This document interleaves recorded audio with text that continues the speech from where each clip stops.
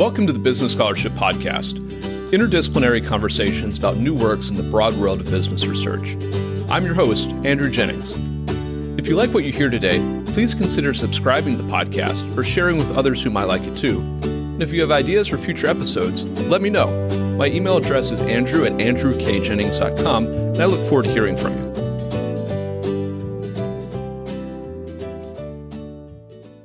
Our guest today is Georgiev, Associate Professor of Law at Emory University. We'll be discussing his work on human capital management, including his recent Tulane Law Review article, The Human Capital Management Movement in U.S. Corporate Law. I'll add a link to the article in the show notes for the episode. George, welcome back to the Business Scholarship Podcast. Thanks for having me, Andrew. George, I'd like to maybe level set this conversation by introducing the concept of human capital management, also called HCM. When you talk about HCM, human capital management, what do you mean? What's the scope of HCM? And how does it fit into maybe a contemporary understanding of management in U.S. corporations? HCM doesn't really have a precise definition, but it's a concept that starts from the premise that workers can be viewed as assets that are as crucial to firm performance and that ought to be managed just as carefully as firms manage physical and financial assets. The idea is to maximize workforce productivity, just like you would maximize the utilization of kind of any other input that the firm uses, and to have that redound to the benefit of the firm and particularly shareholders. Why this focus on human capital? Because human capital is what we call an intangible asset. And the significance or the role of intangible assets to firm success has actually increased considerably over the past 40 or 50 years. When you look at historical estimates, and by the way, intangible assets are very difficult to define and measure and value. But when you look at historical estimates, the data suggests that in 1975, intangible assets represented about 17% of firm value in the S&P 500. And today, arguably, they represent around 90% of S&P 500 market value. And yet, the argument is there isn't sufficient attention to intangibles, including human capital, in terms of board deliberations, as well as on firms' disclosure reports. And so how to manage the workforce or how to manage human capital, what are the components of human capital management? The components vary again, but normally we think about things like turnover, workforce composition and demographics, workforce training, workforce compensation, health and safety, gender pay equity, supply chain management, the treatment of contractors, as well as, importantly, various diversity and inclusion considerations. You've argued and you've identified in your Tulane Law Review article and a subsequent work that you've done, you've identified the emergence of HCM, a movement around HCM as being something that we've seen since maybe the mid to late 2010s. Can you talk about that movement as a movement? What have been some manifestations of the movement? And are there any surprises that we've seen? It's really a multifaceted phenomenon, and I didn't fully appreciate all of the manifestations until I started looking into it more deeply. And because we see different pieces of it, but actually it's been something that's been very systematic and very recent, and in some ways very surprising as well. And I'll go through the various manifestations of the HCM movement with respect to corporate governance. The first manifestation is really this increased focus on employees, on the workforce and board deliberations. And traditionally, of course, management and the C-suite and various mid-level management personnel have focused on these workforce matters. But what we're seeing now is that it's much more structural and embedded in board-level deliberations. And we see this in terms of boards identifying human capital management as a desirable skill for new board candidates, or reporting that existing board members actually have expertise with human capital management. We're seeing human capital management being the focus of various board committees. It started with the compensation committee. Now, in some firms, we're seeing specialized HCM committees and or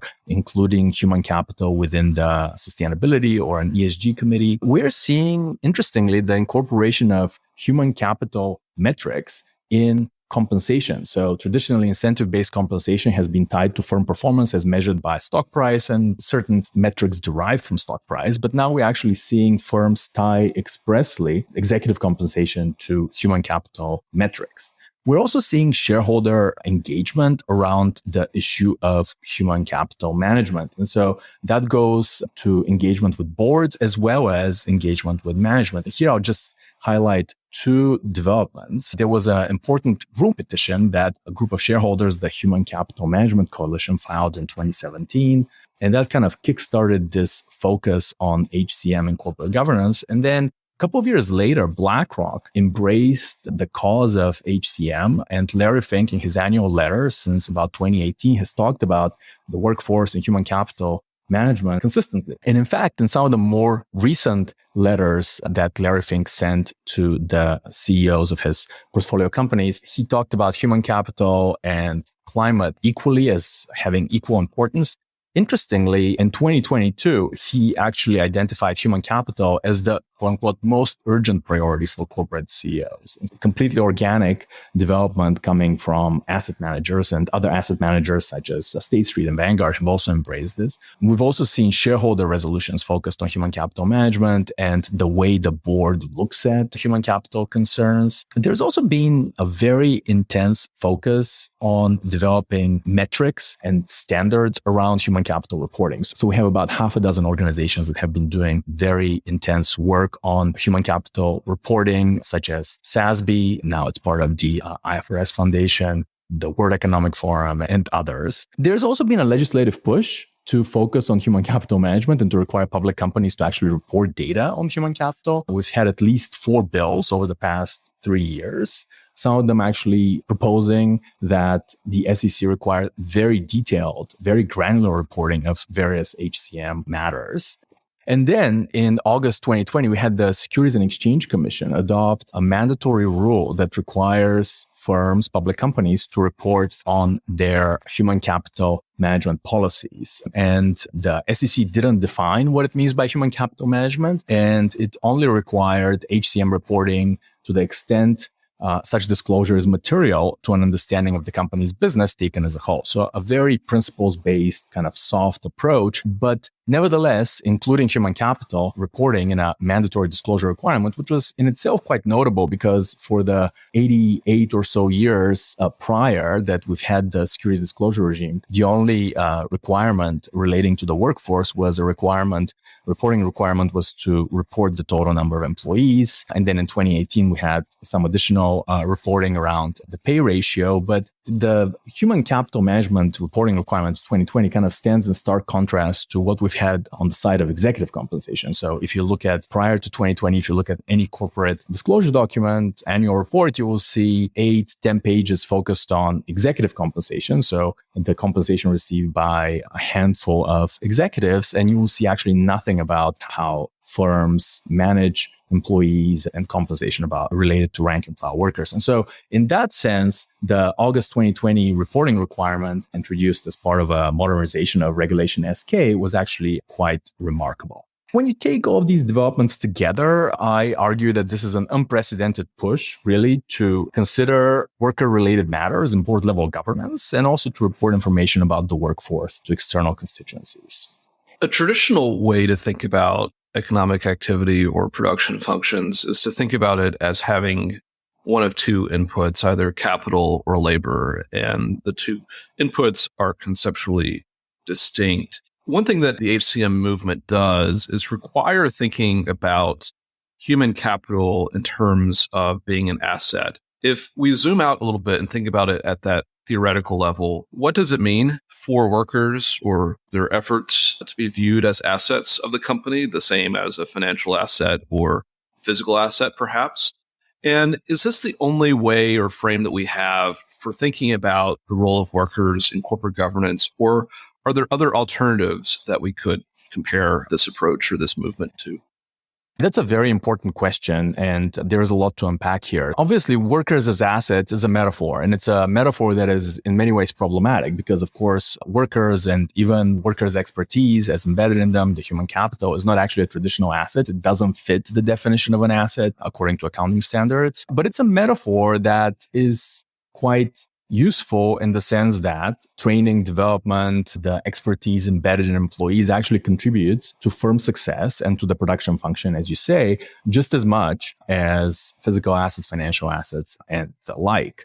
conceptually, treating workers as assets carries certain implications for corporate governance. And treating workers as assets is at the core of human capital management. That means that we just manage this asset in the most efficient way possible in order to ensure firm success. However, that then may be measured. Now, there are other ways to think about the role of workers and of employees in the corporate enterprise. So the other way of thinking about the role of workers is to think of workers as investors of human capital. So just like shareholders invest financial capital in the firm, and then that investment, firm-specific investment, is protected through various governance, information, property rights, so too can we think of employees or workers investing their human capital in the firm and then thinking of that as a firm-specific investment, which it is, and then using the machinery of corporate law and corporate governance to protect that investment. And that would then imply that workers should have maybe some governance rights, more enhanced information rights, veto rights, and so on. But this is not what we're seeing with respect to the human capital management movement. It treats workers conceptually merely as assets. I'll just say a lot of this is implicit. It hasn't been expressly theorized. You do hear this rhetoric of workers as assets, but in terms of the implications of that, they haven't been unpacked. And that's one thing that I tried to do in the article.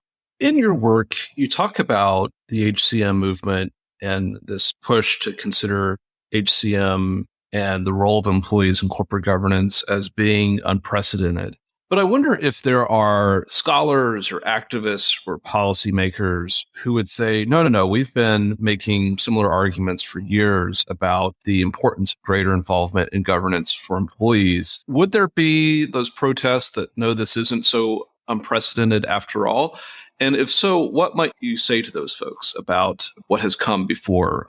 That's a terrific question because, of course, the role and status of employees in corporate governance is one of corporate law's evergreen questions. We've actually had debates around this pretty much in every decade since the 1960s. We have had a bunch of reform agendas and proposals from policy entrepreneurs, from corporate governance activists, and we've had academic work that analyzes the role of employees. Now, what is interesting here is that the human capital management movement is actually completely untethered from these prior reform agendas. But actually, to understand what HCM means and its various attributes, it's important to consider it and compare it against those prior reform agendas. It is unprecedented for several reasons. The first reason is that it has been successful. So just in a few years, HCM went from an idea, went from something that Larry Fink advocated for and the Human Capital Management Coalition petitioned the SEC to require disclosure around HCM.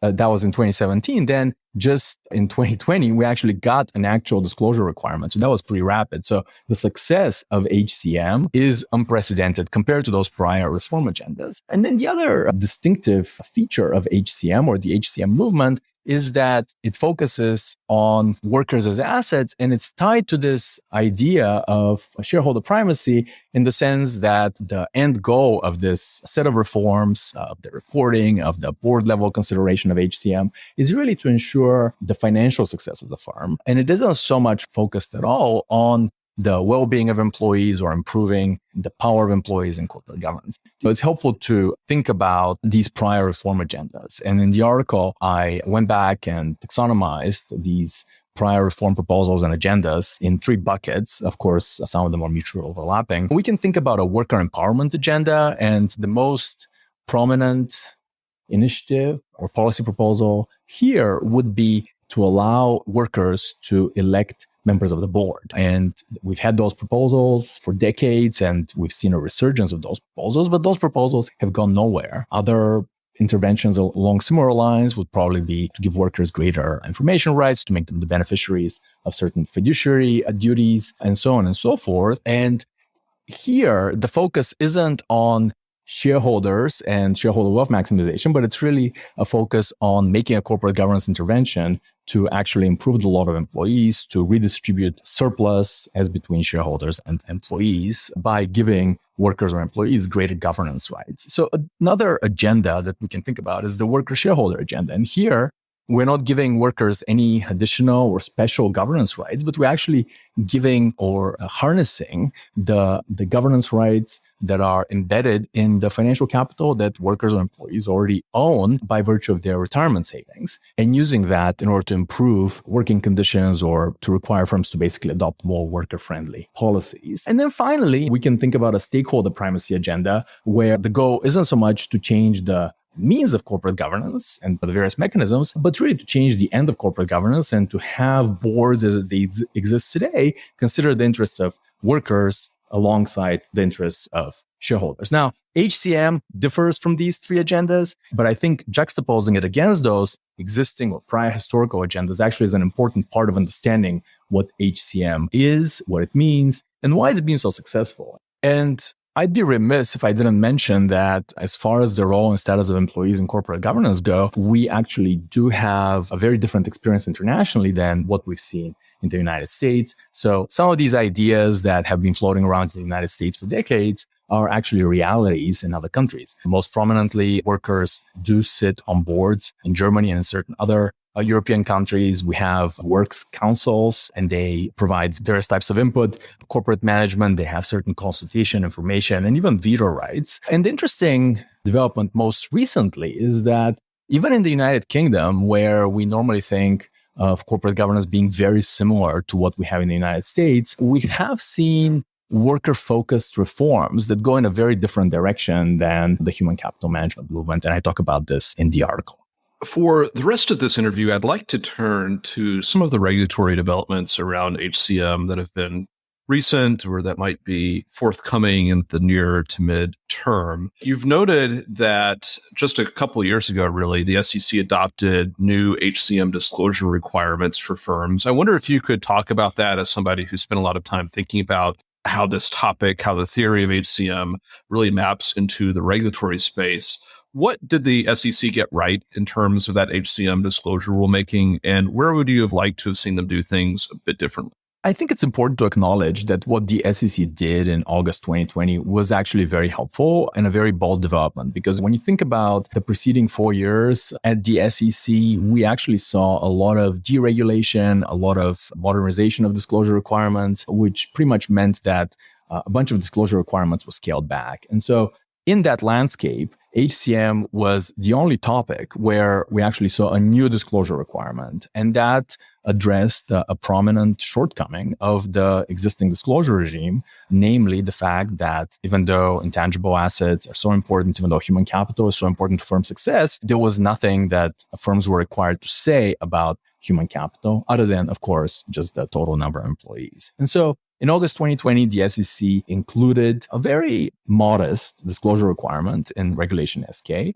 basically along the lines of if HCM or if human capital is material to the way you manage the company, then tell us how it matters. And this was a principles-based disclosure requirement, so there weren't any metrics or any specific data points that firms were required to disclose. Upon the adoption of the rule, the then chair of the SEC, Jay Clayton, said that he expects certainly that to the extent firms use specific metrics, they will disclose them. But the rule itself didn't provide any standardization, and it was criticized for those reasons, because one of the attributes of mandatory disclosure, or one of the goals of mandatory disclosure, is to get standardized information in areas where it makes sense and to be able to compare firms. And if each firm produces an unstructured narrative, then that makes it very difficult to compare. And the actual experience with the August 2020 disclosure requirement has borne out actually many of the criticisms of principles-based disclosure requirements. And so we've started seeing some really interesting empirical work that has come out. And one study that came out just a couple of weeks ago looked at a sample size of 3,600 unique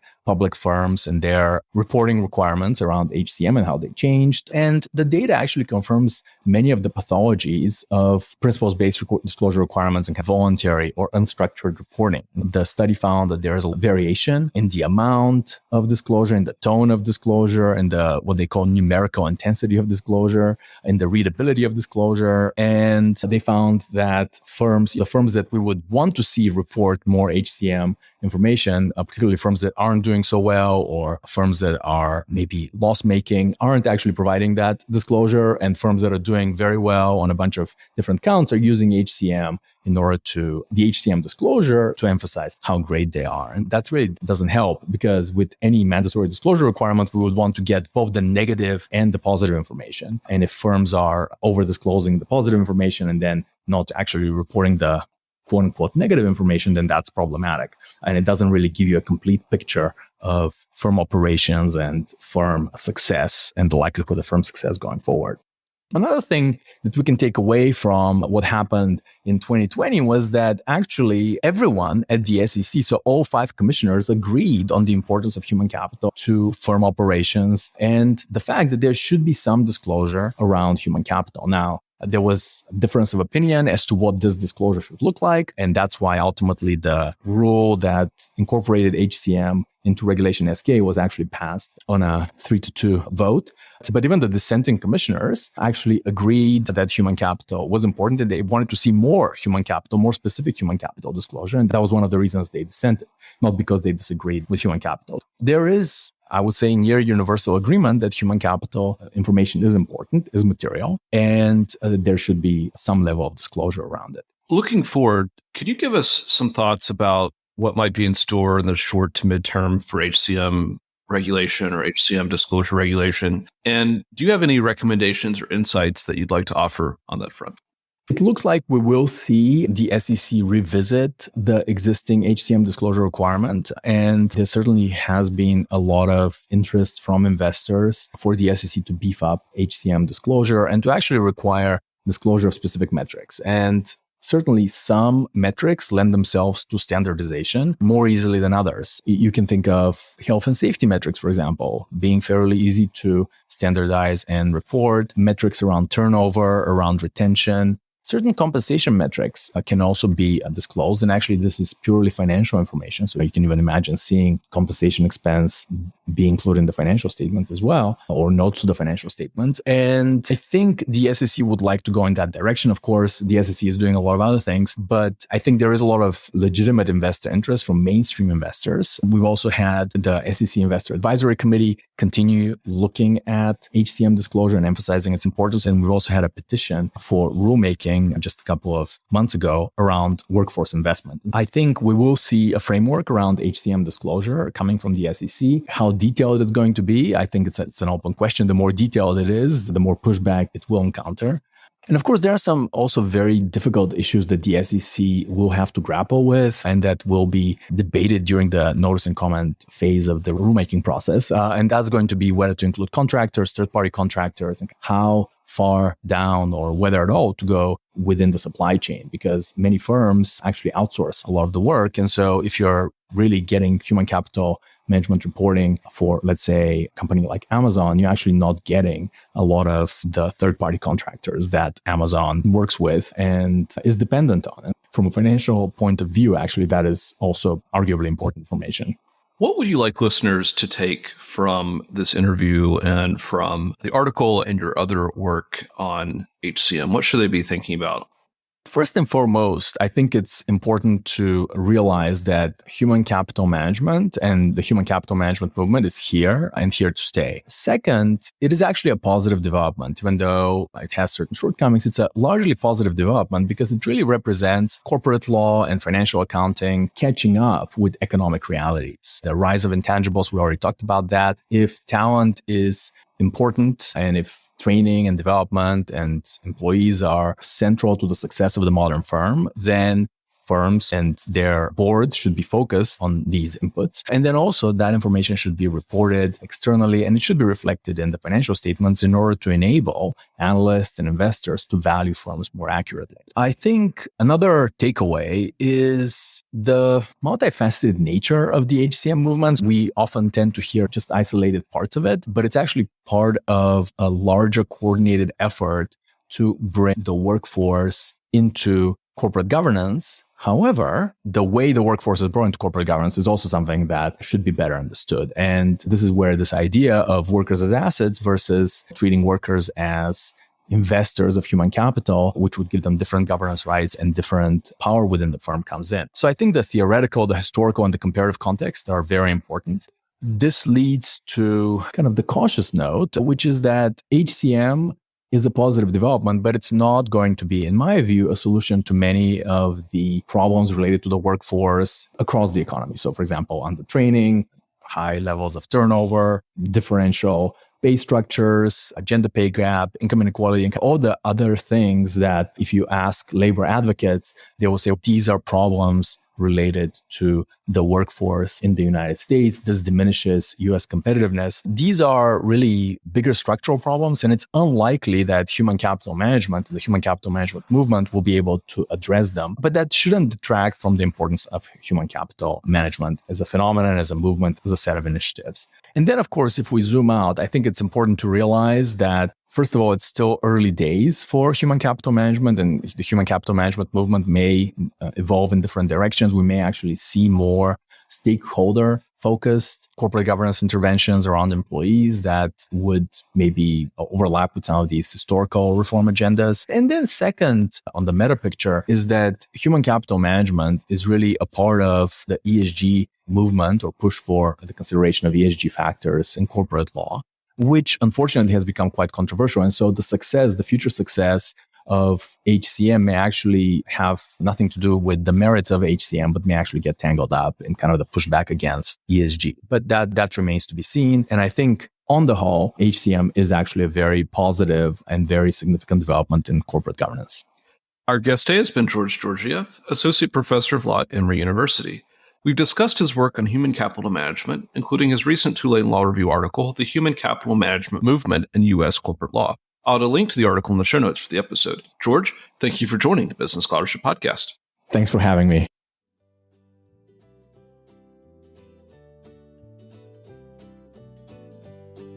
Thank you for listening to another episode of the Business Scholarship Podcast. If you like what you heard, please consider subscribing to the podcast or leaving a rating on your favorite podcast app, or let other people know about it too. If you have suggestions for future episodes, please let me know. My email address is andrew@andrewkjennings.com, and I look forward to hearing from you. Until the next time, I'm your host, Andrew Jennings.